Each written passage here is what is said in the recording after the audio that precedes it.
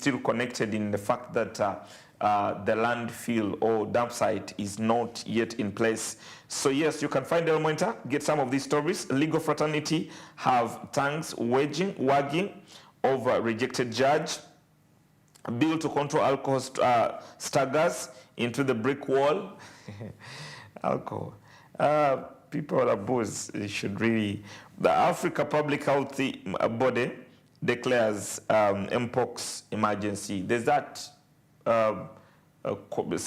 disease that is threatening Africa again. Mpox. I don't know. I have not really taken time to read so much of what it is, but yeah, that's quite a strange thing there that's happening. I don't know why everything has to really be coming from Africa. Landfills. In Daily Monitor, you're going to find so many photos here of the victims, those that are cooking from outside, those that are being taken care of, an aerial view of the homes that are likely to be demolished in the ongoing evacuation exercise. Quite a number of homes here. And I'll tell you one thing, these are serious homes. These are serious homes. Police patrol the neighborhood of some of the building demarcated for demolition in Chitezi. And I think there's going to be compensation. I'm not sure, but I hope there is some compensation that is given to these people, because starting another life in Kampala is another trouble. City on cliff edge over waste crisis. Get some of those stories here. And of course, the story of government seeking 200 billion Uganda shillings to operationalize Mukono garbage facility. You can also get that government lists victims for relocation compensation. Yes, this is what I was waiting to see. So yes, the list of the victims that are supposed to be relocated is here, and there's a thought or plan to compensate them. Rescue team turns to UBOS census data to establish victims. I had Honorable Salam Sumba yesterday here, and also I had James Wide here, and this was mentioned.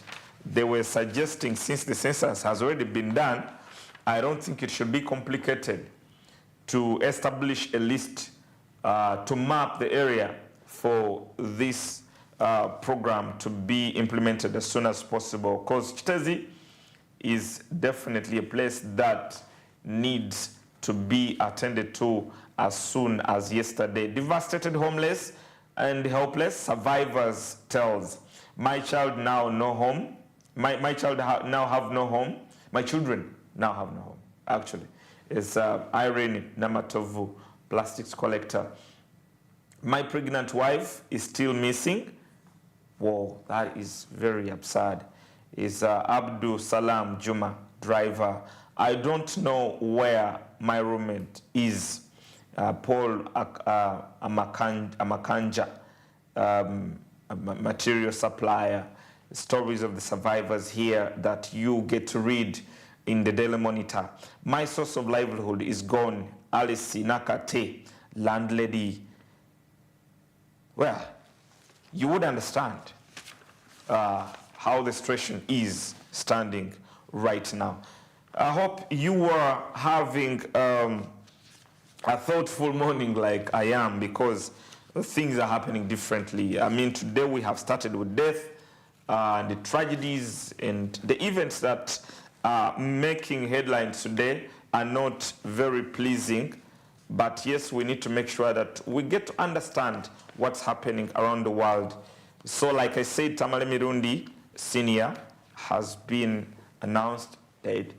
And it's a very sad to get to lose such a figure that has been speaking out his mind. Tamale Mirundi has been going on heads-on with corrupt people and different people. He has not spared some words when it came to dealing with a number of people.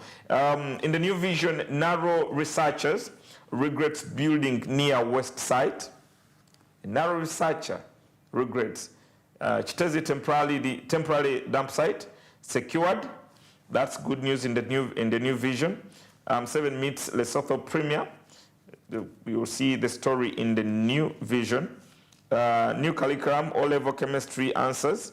You can get some of that in the new vision, or for the students that are watching right now, you can get some of that and get to read.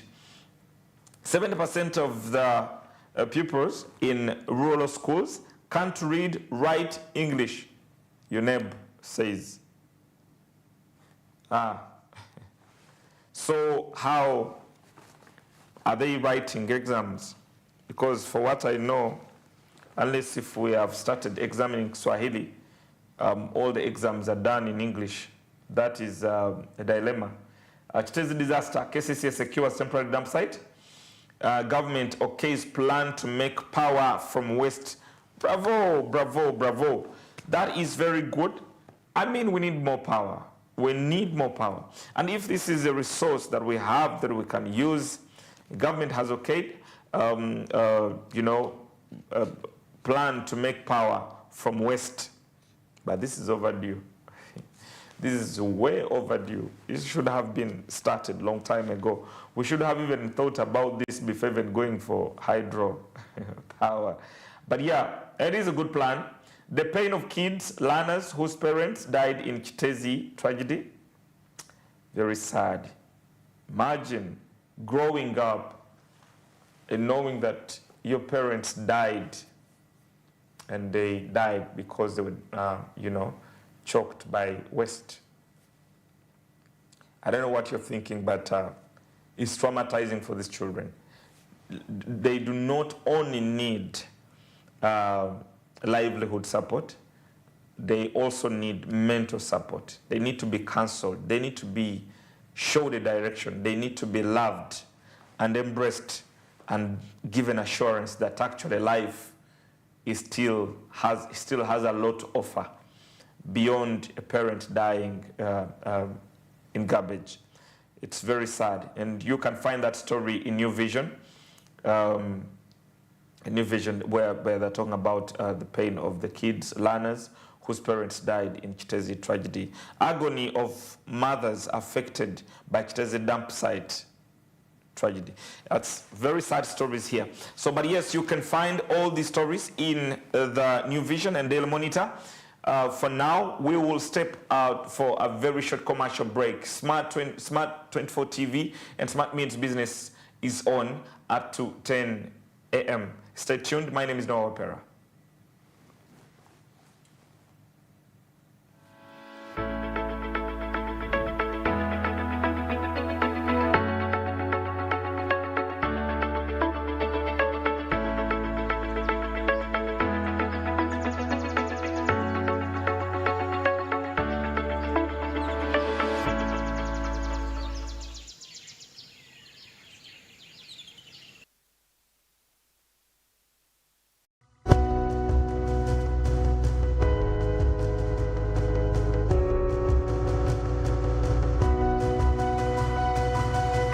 Smart 24, driving business.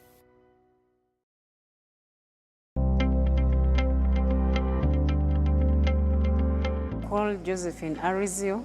I'm from Adjumani district. I'm one of the participants for this training. I'm in a class of feed mill.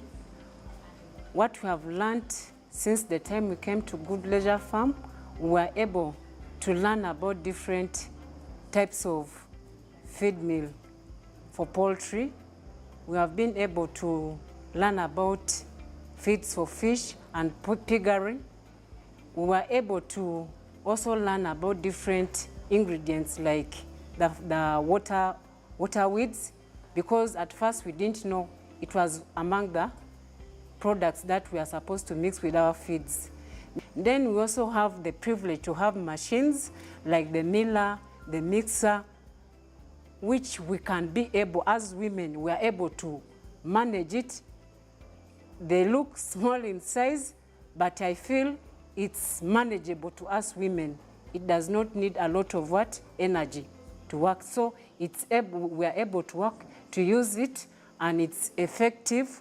It's like we have the mixer that can mix like 1,000 kilograms of maize per hour, which is like improving our what?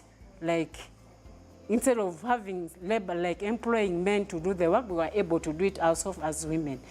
I also thank the GROW project, the people behind it, including Leisure Farm, the MD, Madame Goodla, for having selected us. It's really hard to have such opportunity, but we are able to be brought on board. We really thank them and we appreciate them for their effort. We are so grateful, and we promise when we go back, we are really going to change our lives, and we are going to be able to train other women so that they are also able to get the same knowledge we have got and they better their lives. GROW, generating growth opportunities and productivity for women enterprises. It's super fast internet. Oh, it's a super camera. It's a super battery. Fun battery phone. Yeah, it's a super deal. Get the Kabode Super from MTN now at a reduced initial deposit of only 49,000 shillings and pay the balance in Pola for as low as 833 shillings per day. Grab this Super Kabode deal this Christmas and get 2 GB of free MTN data every month for 8 months. Get the Kabode Super now from any MTN shop countrywide. Everywhere you go, MTN. Regulated by UCC. We all have that friend, always by your side for the big moments. Alina drama munji. And sometimes akuteka kupressure. But it's always there to celebrate your wins. Where would we be without our BFF? This season, enjoy football's best moments with your BFF GoTV. Upgrade to GoTV Max to enjoy all the best football live on SuperSport. GoTV Uganda. Love it.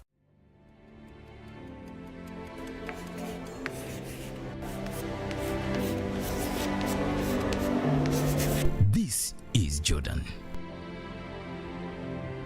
When it comes to classwork, Jordan is magic. Jordan shines. Jordan makes his peers better. Jordan is a true leader. White Star Magic family, be a leader, be magic.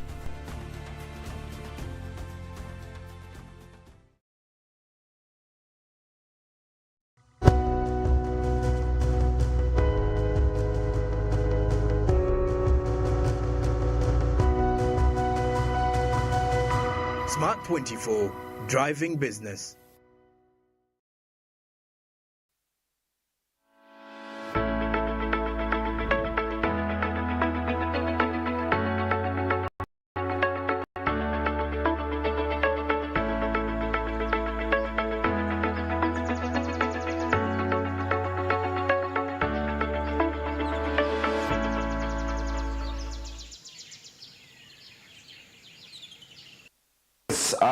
Good morning once again. We are still here for the Smart Means Business. We hope you are on with us until 10 a.m. And we were still going through a number of things that are happening around the country. We've had our press review, which, you know, most of the stories are quite very, very sad stories. But also, we still have hope that a number of solutions are being created, especially for the people in Chitezi. Before we went off, one of the things that was outstanding was about where next Kampala can dump garbage. Today, we also want to focus on this issue of waste management in Uganda.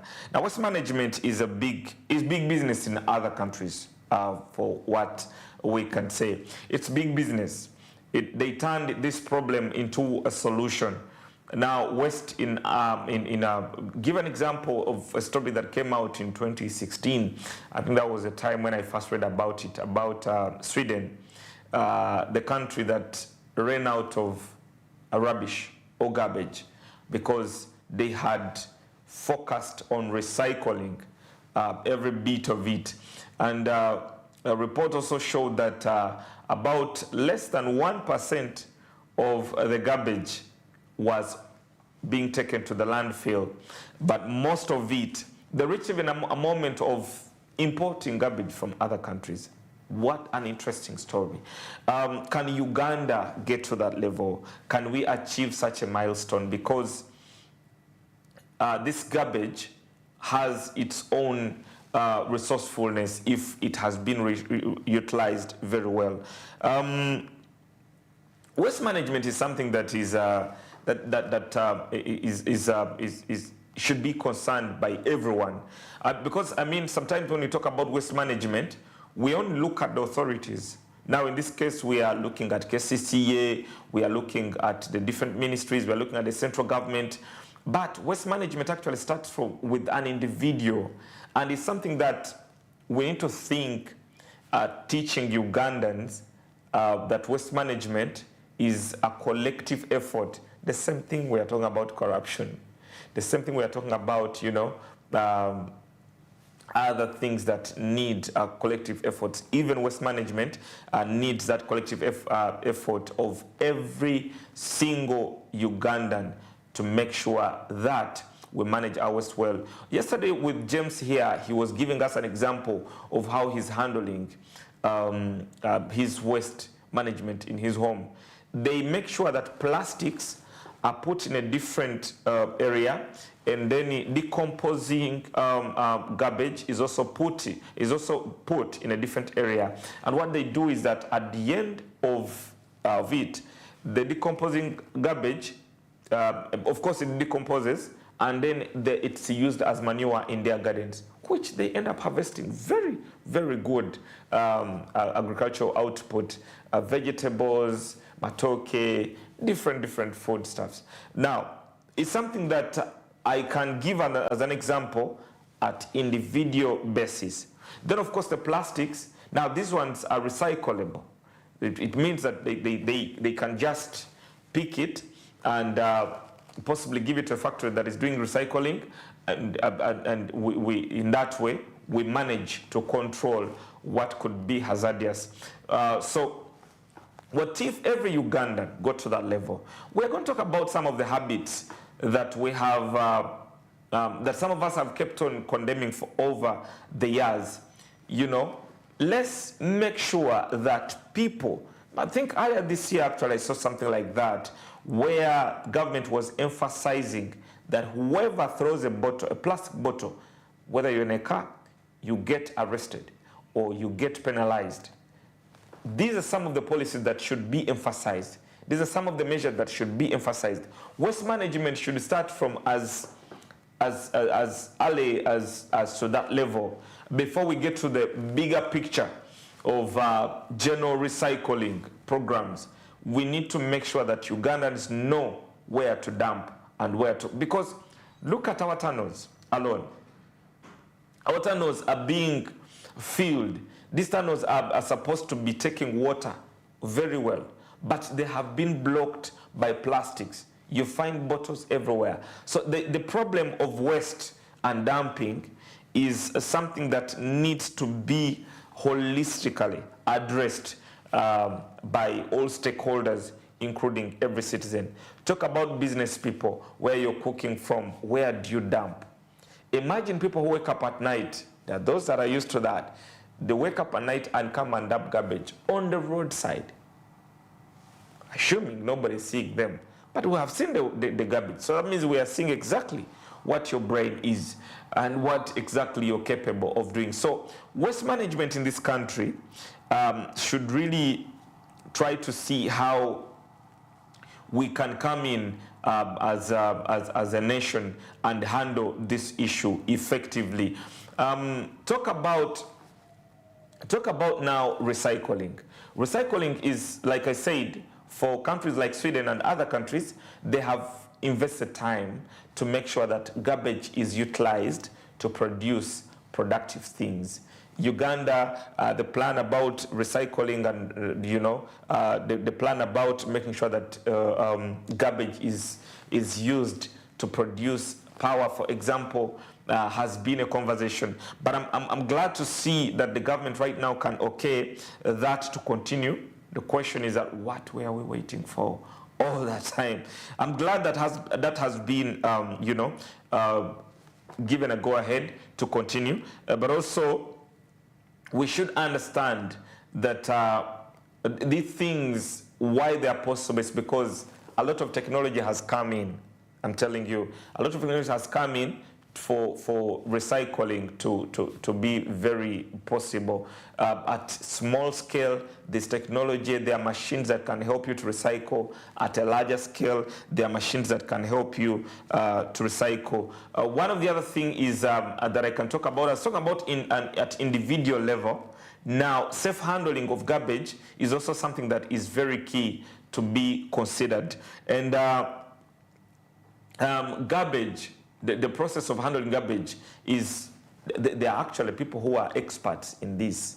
We need to see how we can benchmark and look at countries like Japan. How are they, handling garbage, starting from the workplaces to the major areas? Because if I look at Kitezi, the garbage that is at Kitezi, it is so mixed up. There's plastic, there's decomposing garbage, there's everything up there. Now we need to see how the garbage is handled, from the way where it's coming from to where it's dumped. Maybe this is also going to help us to see how we can, at the end of the day, we are able to get something productive out of it. Even if you look at the trucks that are taking garbage, you see that most of the things are just piled up. Talk about the landlords. Talk about, renters, people who are in rentals. If you visit, for those that rent, if you see where garbage is dumped, you're not going to see a single separation. Everything, Pampers, everything is put in one place. And of course, when these boys come, they just carry it and, put on the truck, and I think it's taken as it is to where it has to be. So yes, community management has to be involved. The stakeholders are many in this case. We can look at, to the level of even cells in Kampala or villages where people are empowered. And also, I know we have done a lot of campaigns in Uganda. We have done HIV campaign. We have done, Ebola campaign. We have done COVID campaign. Was very intensive. Maybe even the civil society organizations and other stakeholders that are involved in community development should invest some time in sensitizing the communities. We know that there are people who are doing it at a small scale, but maybe we should get serious effort. We should allocate some serious efforts and resources in making sure that the communities, the same way we have campaigned against HIV, the same way we campaigned against COVID-19, to see how we invest time and resources in educating the masses on garbage management and safe handling of garbage, to make sure that dumping, to make sure that people who are just dumping anyhow, those people are, are told what to do right. And this in a way is also going to be in support of the government's efforts and the different authorities like KCCA, to make sure that when they come to do their job, the community is aware of what is happening. Because that is how a nation is built. A nation is not built on throwing blames on, but Fugabubi and all that, the Lord Mayor has been reluctant and all that. Where is your position as a Ugandan? Where do you stand as a Ugandan? So yes, today we are looking at some of that waste management, and we need to see how it's very important to make sure that we have very lasting solutions to this problem. Otherwise, with the tragedy that happened, I think it's quite alarming to see how we lose lives to garbage. I'm going to break off a short commercial break. When I return, let's get into some of the stories and discuss some of the waste management programs.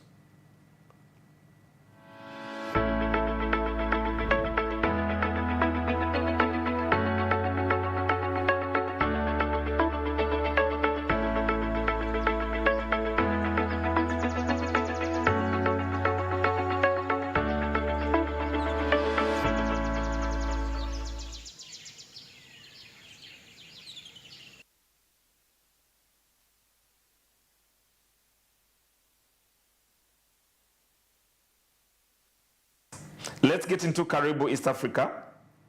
And of course, the international news today. See what is making rounds on these streets of ours, online streets of ours.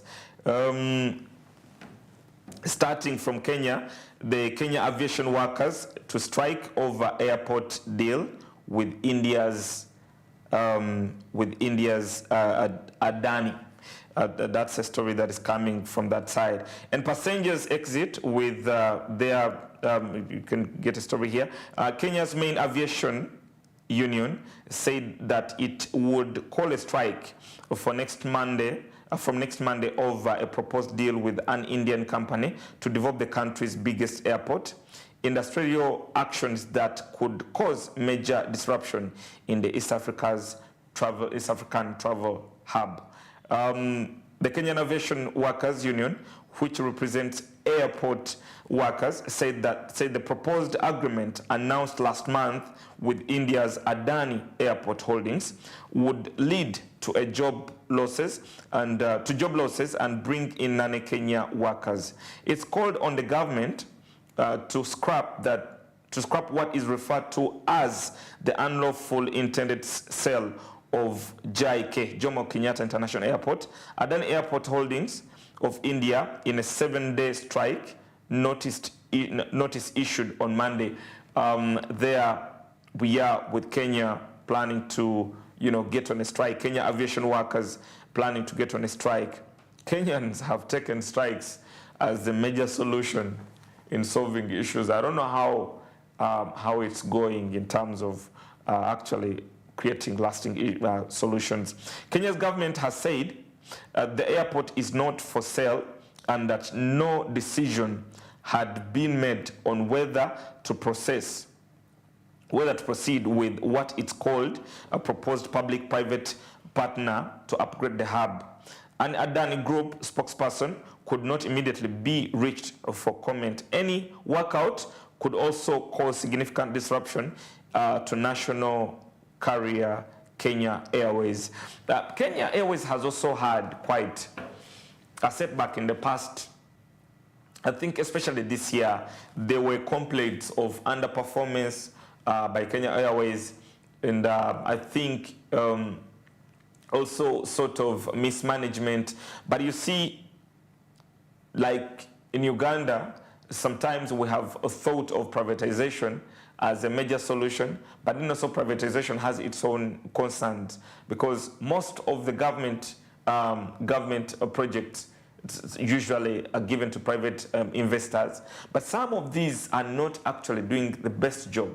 It's a good solution, it's a good direction sometimes, but it's not always a solution. So we're looking at a possibility here of something that has been under the government to be given to a private investor. Let them evaluate the outcomes. Let them see the possibilities and weigh out the possibilities of how this can benefit the country. And if it's possible, they can okay it. And one of the things that Kenya Aviation Workers Union Secretary General Moses Ndiema said in the North Strike, he repeated a call for the entire board of the Kenya Airport Authority to resign. The KAA confirmed on Monday that it had received a strike notice.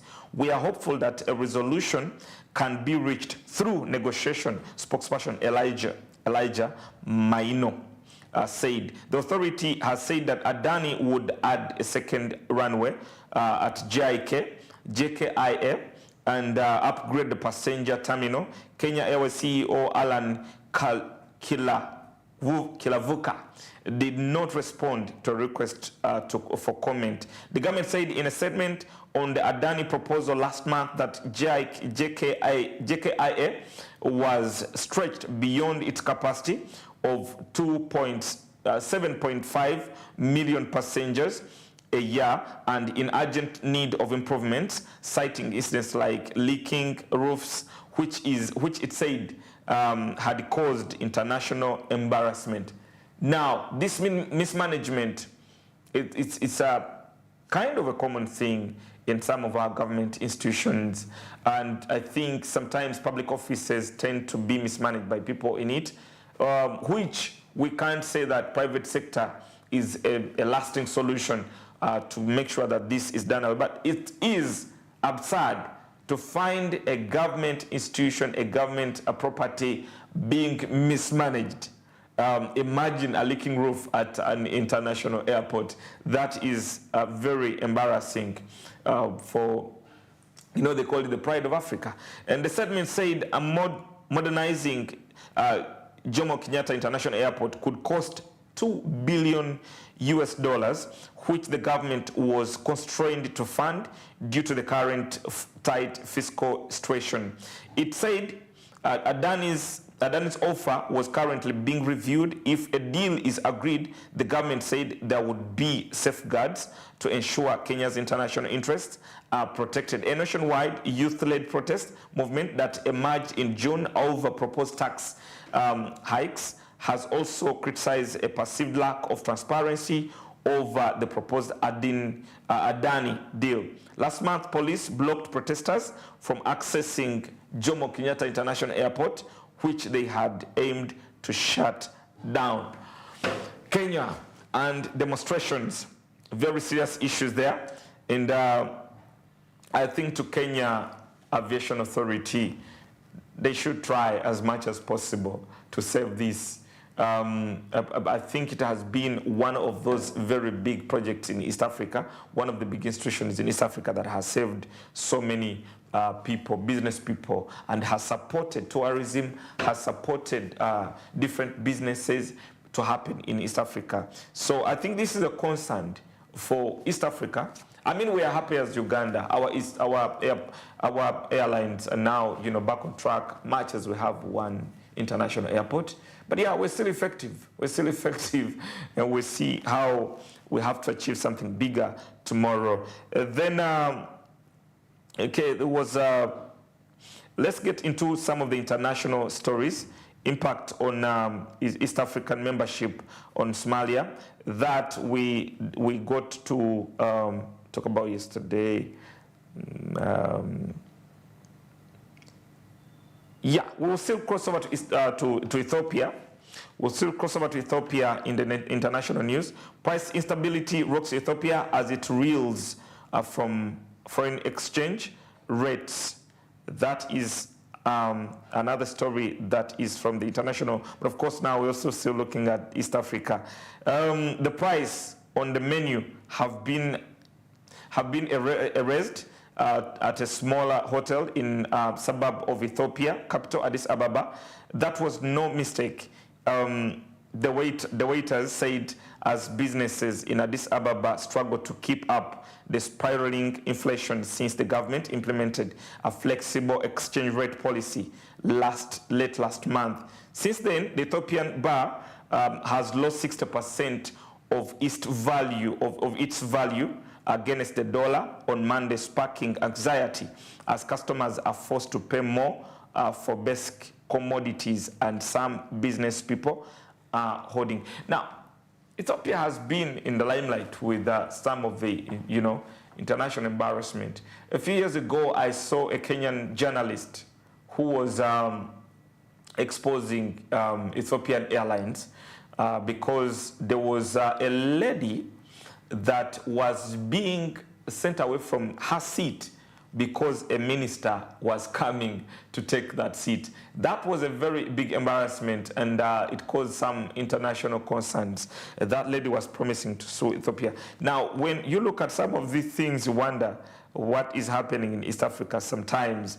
The menus at the Samara Hotel in Bole, a leafy suburb of Addis Ababa, captured the instability. There is a new price for every meal at any moment. Previously, prices would be updated, but nowadays it's daily, if not by the hour, to reflect the changing landscape of the market, said Rachel, who works at the hotel.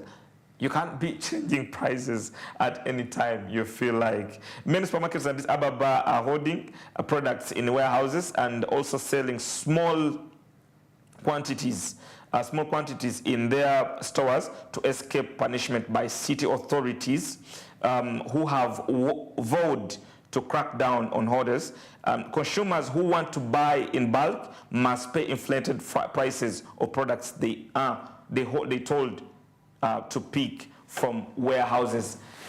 Prices, I think, besides Kenya, one of the things that also we have faced in Uganda is lack of price regulation that we have faced in different places. People wake up and they, different businesses tend to set prices according to how they wish. Now, this affects business in most cases. This affects consumers in most cases. It affects the choices of consumers. What we're going to do right now, let's step into a short commercial break. We have Smart Entertainment coming up next. And of course, later up to 10 a.m., Smart Means Business continues. Stay tuned.